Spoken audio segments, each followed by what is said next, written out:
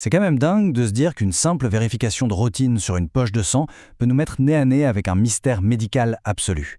On parle ici d'un envahisseur microscopique, un agent pathogène minuscule, mais qui a cette capacité presque effrayante de provoquer des choses complètement différentes selon la personne qui l'infecte. Pour un enfant, c'est une simple éruption cutanée un peu rouge, mais pour d'autres, c'est une crise médicale potentiellement mortelle. Et c'est exactement cette énigme, ce double visage, qu'on va décrypter ensemble aujourd'hui. Bienvenue dans ce décryptage visuel sur le parvovirus de B19, ce fameux envahisseur microscopique. Allez, on plonge là-dedans et on va voir comment ce petit virus opère en silence. Voici notre plan de vol. On commence par la découverte fortuite de ce virus, puis on va décortiquer son anatomie ultra résistante avant de suivre à la trace son cycle d'invasion. Ensuite, on passera en revue ses différents visages cliniques et enfin, on terminera sur le diagnostic, les traitements et la prévention. On attaque donc la première partie, la découverte du parvovirus B19. Remontons un peu le temps pour voir comment ce pathogène a été débusqué par pur hasard. L'histoire de ce virus, c'est littéralement une enquête de détective étalée sur plusieurs années. Tout commence dans les années 70 avec la virologue Yvonne Cossard. Elle fait des tests de routine sur des dons de sang et boum, elle tombe sur ce truc par hasard. D'ailleurs, petit fait amusant, le nom B19 n'a rien d'un code secret ultra complexe. C'était juste la coordonnée du puits sur sa plaque de test. Sur le moment, personne ne savait ce qu'il faisait. Il a fallu attendre 1981 pour que J. Pattison fasse le lien avec des crises sévères chez des enfants atteints de drépanocytose. Puis, en 83, Mary Anderson boucle la boucle en prouvant qu'il est la cause du fameux syndrome de la 5e maladie. En gros, en une décennie, on a réussi à relier tous les points de ce puzzle viral. Section numéro 2, l'anatomie d'un virus résistant. Qu'est-ce qui le rend si coriace? Jetons un œil à sa biologie. Ce qui est vraiment fascinant avec cette structure, c'est son minimalisme. Il porte très bien son nom, tiré du latin parvum, qui veut dire petit.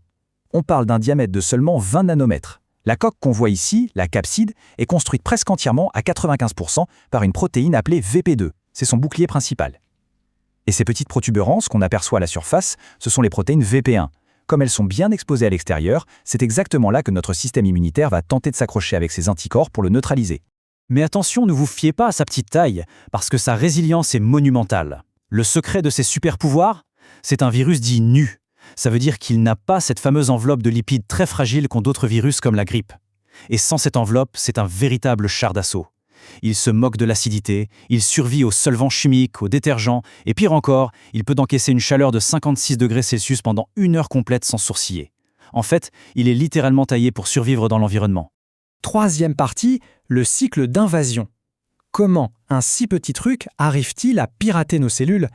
On va regarder son mode opératoire de plus près.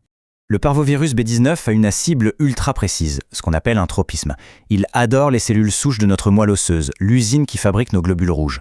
Son plan d'attaque tient en 5 actes. 1. Il se fixe comme une ventouse sur une serrure bien précise, l'antigène P du groupe sanguin. 2. Il pénètre la cellule. 3. Il enlève son manteau protecteur, la décapsidation, et glisse son ADN jusqu'au noyau. 4. Il pirate la machinerie locale pour se multiplier. Et 5, les nouveaux clones s'assemblent et sortent en faisant littéralement exploser la cellule, un phénomène qu'on appelle la lyse. Ce braquage cellulaire est d'une précision chirurgicale. On voit bien l'entrée par un endosome, puis la libération de cet ADN à simple brin dans le noyau. Le truc, c'est que le virus est tellement petit qu'il n'a pas sa propre boîte à outils. Il est obligé d'utiliser l'ADN polymérase de notre propre cellule pour créer son bras complémentaire et fabriquer ses protéines. Et le résultat de tout ce processus, la destruction totale de la cellule précurseur des globules rouges. C'est précisément pour ça que cette infection provoque des anémies. Ce qui nous amène à la quatrième partie, les différents visages cliniques. Voyons comment cette destruction cellulaire se traduit concrètement chez différentes personnes. La transmission se fait surtout par voie respiratoire, juste par des gouttelettes dans l'air, typiquement à la fin de l'hiver. Mais une fois à l'intérieur, le virus se comporte comme un vrai caméléon. L'issue clinique va changer du tout au tout selon le profil de santé et l'immunité de la personne infectée. C'est d'ailleurs ça qui rend ce pathogène si piégeux pour les médecins. Pour y voir plus clair, faisons le tri. Chez un enfant, c'est généralement super bénin. C'est la 5e maladie avec cette rougeur très impressionnante sur le visage, comme si l'enfant avait reçu une claque, d'où le nom syndrome des joues giflées. Chez un adulte en bonne santé, c'est souvent transparent, ou bien ça donne des symptômes de grippe avec de grosses douleurs articulaires à cause des complexes immuns. Là où ça se corse vraiment, c'est pour les patients immunodéprimés. Sans système immunitaire pour freiner le virus, les globules rouges sont détruits en boucle, causant une anémie chronique et sévère. Et puis il y a un risque majeur pour les femmes enceintes lors d'une première infection, car le virus passe à travers le placenta. Il faut vraiment qu'on s'arrête un instant sur ce terme, l'anasarque fœto-placentaire. Si le virus traverse pendant les 2e ou 3e trimestres, il attaque les cellules sanguines du fœtus en plein développement. L'anémie fœtale devient tellement extrême qu'elle provoque une accumulation d'eau énorme et anormale dans les tissus du bébé. C'est une urgence absolue. Ça montre bien comment un virus qui donne juste les joues rouges à un gamin peut être absolument dévastateur avant même la naissance. 5e et dernière partie, diagnostic, traitement et prévention. Comment la médecine moderne contre-attaque-t-elle face à ces menaces ? Et ça illustre parfaitement la bataille dans le sang. La ligne verte, c'est la virémie, le moment où le virus est présent en masse au tout début, avec la fièvre. Ensuite, boum, la ligne rouge décolle. Ce sont les anticorps IgM. C'est la cavalerie d'urgence, le signe d'une infection aiguë, pile quand les plaques rouges apparaissent. Et enfin, la ligne bleue prend le relais, ce sont les IgG, les anticorps à long terme. Ils s'installent pour des années et garantissent l'immunité. Si on ne trouve que des IgG dans une prise de sang, c'est le drapeau de la victoire, ça veut dire que l'infection est de l'histoire ancienne. Le diagnostic doit donc s'adapter au profil. Pour un patient classique avec un bon système immunitaire, une sérologie indirecte suffit. On cherche juste ses anticorps IgM ou IgG. Mais attention, si on a affaire à un patient immunodéprimé, il ne fabrique pas bien d'anticorps. La sérologie ne sert donc à rien. Idem pour le liquide amniotique du fœtus. Dans ces cas-là, on passe au diagnostic direct par test PCR. La PCR, c'est la preuve irréfutable. On traque directement l'ADN du virus pour savoir s'il est actif sur le moment. C'est vital pour les patients vulnérables. Côté traitement, c'est très ciblé. Une personne en bonne santé n'a besoin de rien de spécial, le corps gère.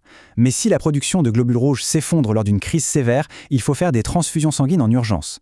Et pour les fœtus en grande détresse, la médecine est capable aujourd'hui de faire des transfusions sanguines in utero, une prouesse incroyable qui sauve environ la moitié d'entre eux. Pour ce qui est de la prévention, le bon vieux lavage de mains, très strict. Car le vrai problème, c'est qu'on est contagieux bien avant l'apparition des rougeurs qui donnent l'alerte. Ce qui nous amène à cette question pour conclure. On a affaire à un virus strictement humain. Un virus qui survit à la chaleur, résiste aux solvants et qui peut être redoutable pour les personnes les plus fragiles. Pourtant, à l'heure actuelle, aucun vaccin commercialisé n'existe. On connaît son anatomie au nanomètre près. On a décodé toute sa stratégie d'invasion cellulaire. Alors, à quand la grande percée médicale qui mettra le parvirus B19 hors d'état de nuire pour de bon ? C'est là-dessus que se termine cette analyse. Gardons l'esprit ouvert et continuons à creuser ces mystères médicaux fascinants. À la prochaine!